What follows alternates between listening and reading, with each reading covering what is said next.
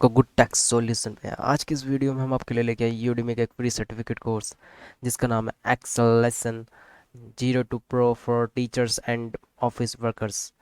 Basically इस course में जो आपको सिखाया जाएगा वो है पाइवट टेबल्स के बारे में, एंड आपको functions and formulas, data tools कैसे यूज़ होता है, एंड इंट्रोस का बेसिक्स सब इसमें आपका कवर है।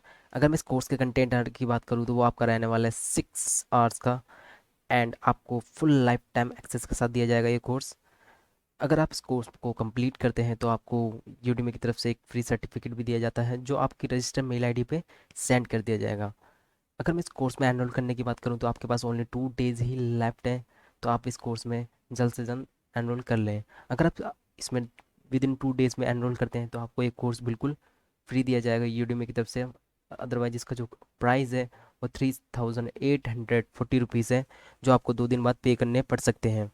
तो आप जल्द से जल्द इस कोर्स में एनरोल कर लें। अगर आप इस कोर्स में एनरोल करना चाहते हैं तो आपको मेरे वीडियो के डिस्क्रिप्शन में जाना है, वहाँ पे मैंने इसका लिंक दिया हुआ है, उस पर लिंक पे क्लिक करके आप इस कोर्स में एनरोल कर सकते हैं। Thank you guys for keep watching this video.